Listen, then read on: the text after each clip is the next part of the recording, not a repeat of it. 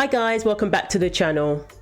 So I wanted to discuss this story. This happened last week on the Dax Shepard podcast. Jonathan Van Ness was on the show, and towards the end they began discussing women's sports. And Jonathan became quite emotional. And you could tell Dax felt a little bit bad. It wasn't his intention to upset anybody. But for me, it was a classic example of woke tactics. And I think it's something that we should all be aware of, because many of us are going to encounter people like this. This is a classic example of somebody looking you in the eye with a straight face, telling you that the science is on their side. They will act like they have the moral high ground. They will use hyperbole. They will bring up children to make you seem as if you're somebody who's attacking children, innocent children. These are the tactics that they use because they have nothing else. They will do everything to undermine you, and you will look at them and think, well, maybe there is some truth to what they're saying because they really seem to believe it. Maybe I haven't looked up the latest research that they claim to be privy to. Maybe I need to go and look it up. Maybe that word doesn't mean that. Maybe I should double check it in the dictionary. Or maybe the definition has changed in recent years. They will have you second guessing yourself just so they can win an argument. An argument that they have lost before they've even began. Because what they're trying to defend is indefensible. And they know it. So one person who hasn't fallen for these tactics is Megyn Kelly, and she's able to spot them from a mile off. Here's a little sample of what happened when he was on Dax's podcast, Armchair Expert. Saw 10. Do I wish that the trans woman athlete had access and could play and follow her dreams? I do. Will I elevate her rights over women? We're pretending that women aren't the ultimate marginalized class throughout history. People who have written cervix have her. And she goes, no, there's a name for us. You can't steal my identity to help your cause. There isn't legitimate questioning going on. There is like a public targeted onslaught towards queer people. It's a boogeyman to make us feel that our girls are being attacked, that their things are being taken away. With fairness in sport, honestly, I wanted to come chat about my podcast like other shows. We're going to do that. We're going to do that. I did not intend at all to get into a debate with you about this. I didn't want that at all. I adore you. I think you're hysterical and talented, and I love that you're an activist. I could just cry because I'm so tired of having to fight for little kids because they just want to be included. I wish that people were as passionate about little kids being able to be included or grow up as they were about fictitious women's fairness in sports. I have to tell you, I am very tired. So right off the bat, he gets emotional. He doesn't like hearing the fact that there are other groups of people whose rights also matter, and that includes women. He doesn't like hearing that women are one of the most marginalized groups in society historically. He doesn't like hearing that because it's all about him and his activism and his group. Fictitious unfairness, boogeyman, quietly undermining the issue that we have right now, the issue that many female athletes have been dealing with for years now. Undermining it, dismissing it. But of course he gets emotional, so you can't come at him. He gets emotion. He brings up children. And we're not talking about elementary school kids. They all compete together. That's not the issue, and he knows it. But of course he's going to bring that up. He's going to talk about alienating the children, stopping them from playing in sports. He actually makes that claim that conservatives and people who stand up for women's sports are trying to stop trans kids from actually competing. Let's talk about transphobia in sports. There's so many conversations around trans inclusion in sports. We have state houses all over the United States that are passing bills to make sure that no trans kids are allowed to play sport at any level in their state. And I just think that this is a huge travesty. The science that we have now says that transgender women do not hold an unfair biological advantage over cis women. So that's what the science says. So he has no problem lying. He has no problem making all these bold, bogus claims that they're trying to stop trans kids from competing in sports. They're trying to stop them from having access to sports. They're just banned from competing altogether. He makes up those lies and people believe them. And then he lied and said that the science doesn't say this, the science doesn't say that. Again, lie. Notice how he never actually cited any of these so-called studies or so-called science that all of a sudden has said that men are not stronger than women. Where is this science? Otherwise, why do we even separate men and women in sports then? So they have no problem making these bold, bogus claims. And nobody asked them to prove what they're saying or give evidence of what they're saying. No, because that would be transphobic. So here's Megyn's initial response. You know what, Jonathan? Same. I'm so tired too. I'm so tired. I'm tired of having to stand up for my daughter's right to play sports with other girls. I'm tired of having to stand up for the volleyball player down in North Carolina who got hit so hard in the face that she has permanent damage thanks to a boy who is allowed to play on the girls' team against her, Peyton McNabb. Here's the video, just in case you didn't happen to see it, Jonathan. Watch. Here it goes. Permanent damage to that girl. And we could go down the list. Apparently, Jonathan is too busy dressing other people to realize that there are girls like this across the nation who are having titles taken away from them, scholarship opportunities taken away from them, the joy of winning taken away from them because they're being forced to perform and play against biological boys, against boys. And he goes on in this interview to say, the science we have now says that transgender women do not hold an unfair biological advantage over cis women. Number one, that's a lie. That's bullshit. Number two, the reason we don't have 10,000 studies is because we can see it with our own eyes and we don't need them. And number two, it's because anytime somebody actually does try to put this science out, showing it, they get a shitstorm rained down on them from the very active, abusive trans activist community, Emily. And those are the only reasons that you don't have hundreds of studies saying it's obvious. But you don't need that. Look at Leah Thomas in the pool, 38 seconds ahead of his nearest competitor. 38 seconds. This guy wants to go out there and say, I bet you Jonathan Van Ness has never competed in a sport. It seems quite obvious to me. Final 50 yards of the 1650-yard women's freestyle at the 2021 Akron Zippy Invitational. Leah Thomas has no one in the rear view. No one. Because these women couldn't do it. After 15 minutes, Leah Thomas in lane 5 has lapped every swimmer once and some twice. That's just one example. And this person will sit there and act as if Leah Thomas was on the same level as all the women, downplaying the reality of the situation.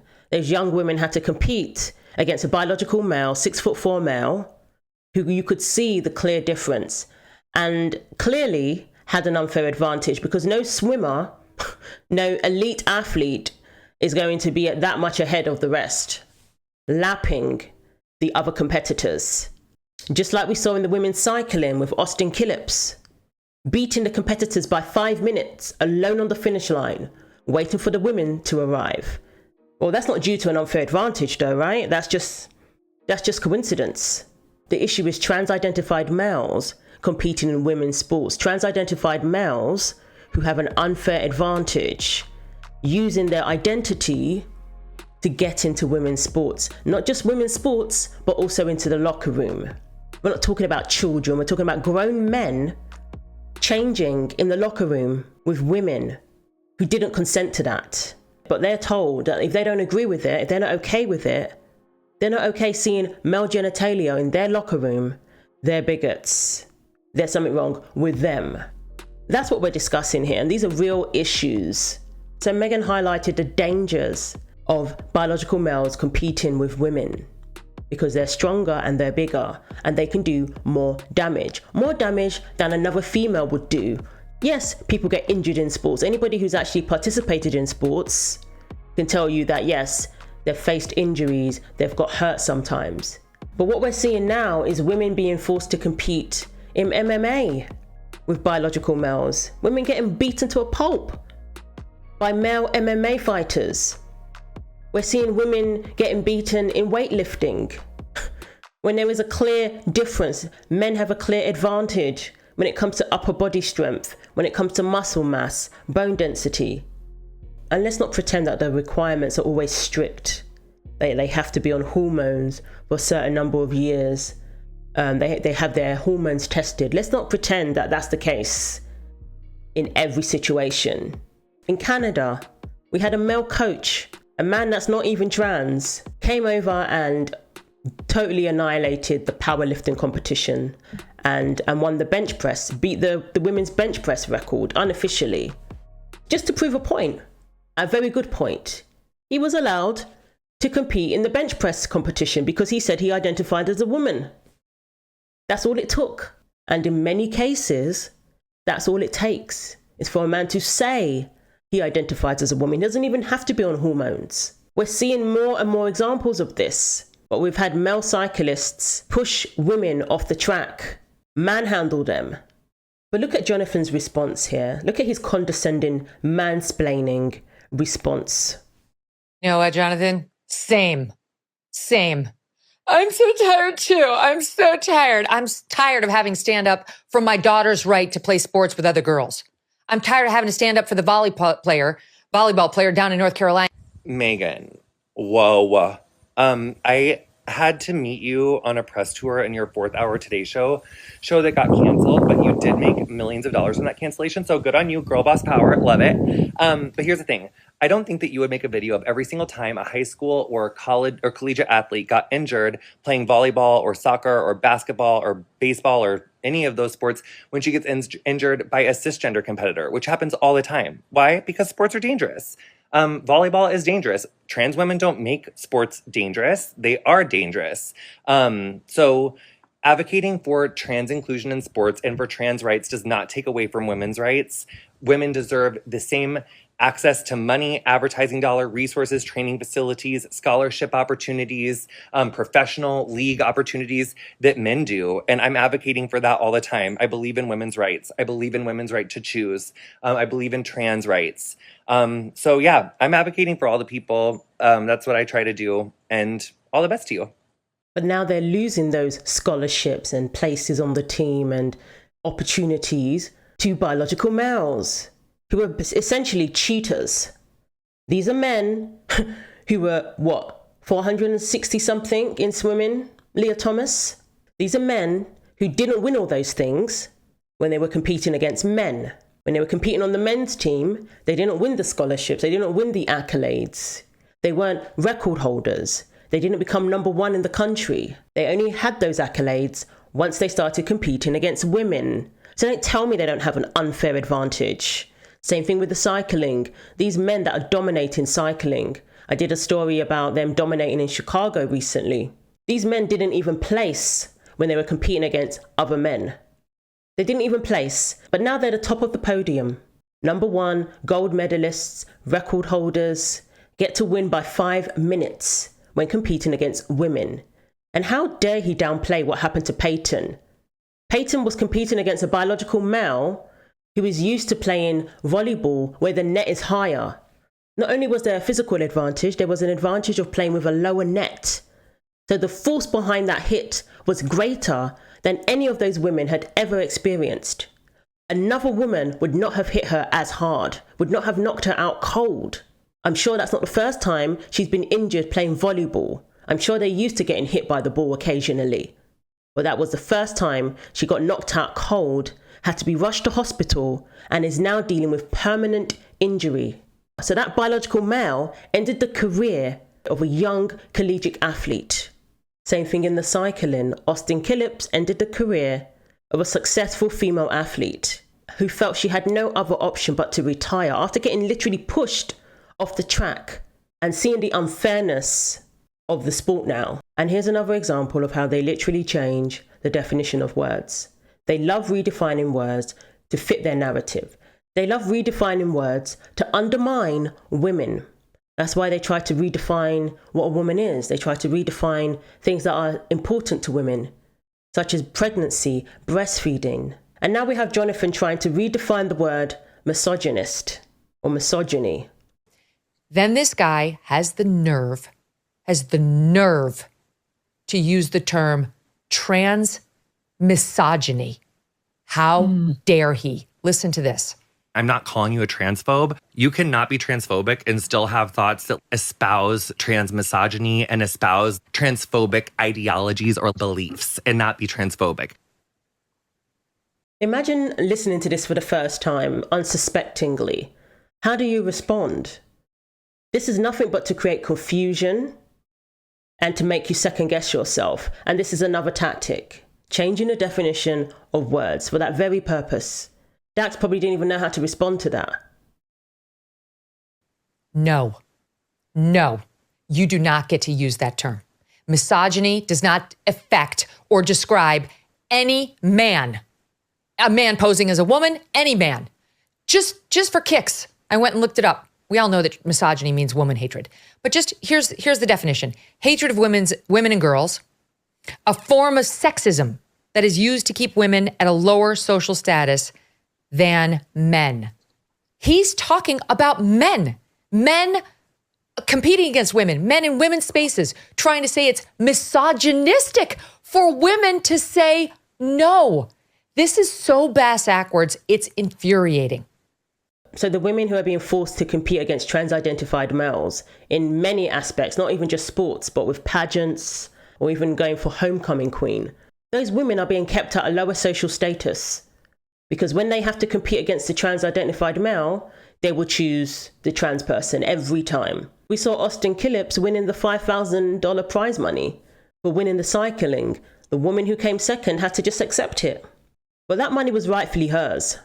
And Jonathan Van Ness, I think, genuinely doesn't realize that the science that he claims is capital S science is wrong because the media spreads that science. The media tells people that those stories are fake. The media tells people that that so-called science is real. So Megyn's guest goes on to say that Jonathan may believe what he's saying about the science because the media has pushed a lot of propaganda and called it science.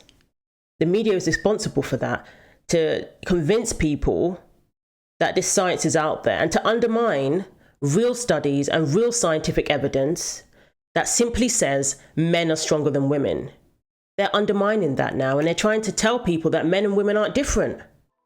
I mean, we saw Neil deGrasse Tyson in his debates recently. He's pushing for this idea that men and women are the same physically. That's what he's asserting now. And this is an astrophysicist. So there's science that's out there that's completely bogus. And a lot of people are going to be coming across that now. So in this article, this woke outlet, talking about Jonathan on the Dax Shepard podcast, they had the nerve to say that Jonathan presented studies.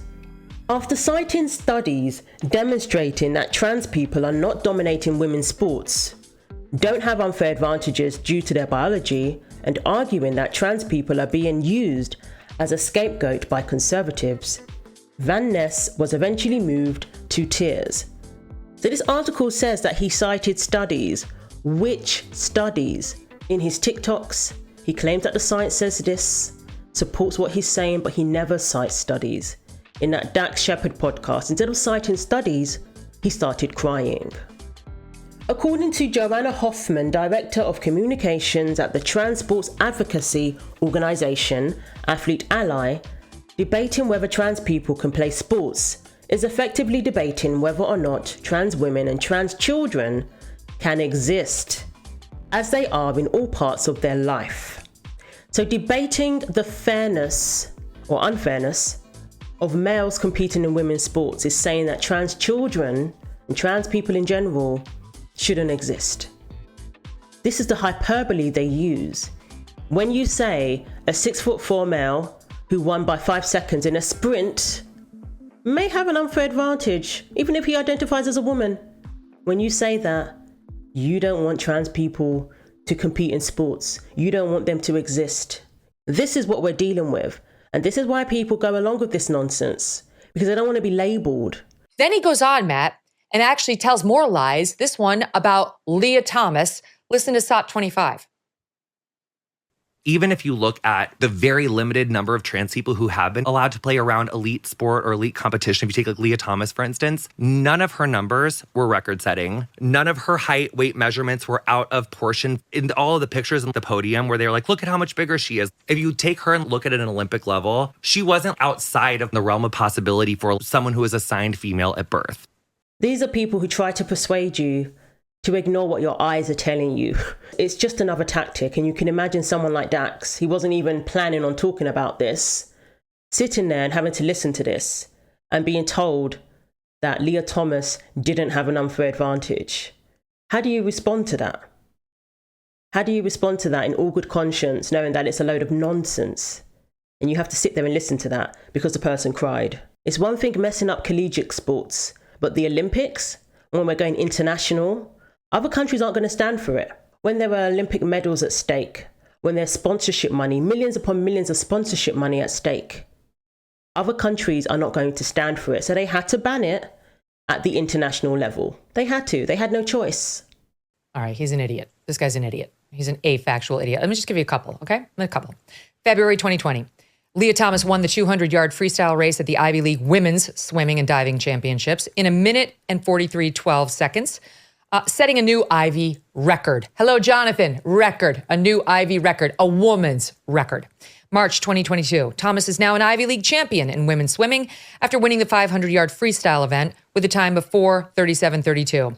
Her time is the fastest ever recorded at Harvard University's Blodgett Pool. Fastest time recorded. That's a record, Jonathan, in women's swimming. December 2021 at Akron Zippy Invitational. Won the 200-yard freestyle with a time of 1:41.93, a time that was good enough to set, wait for it, school, pool, and program records and marked the fastest in the nation. Congratulations, sir. You're now the fastest woman in America. And this idiot goes on with Dax Shepard, who I believe is an honest broker but wasn't prepared for these lies, and spews a bunch of bullshit with his tears to try to pull the sympathy away from the women whose opportunities were denied and championships were denied, and put it towards this guy who we know from his social media posts is an autogynephile who was getting off, meaning he was turned on by wearing women's swimsuits amidst the ladies, and they're gonna have to deal with him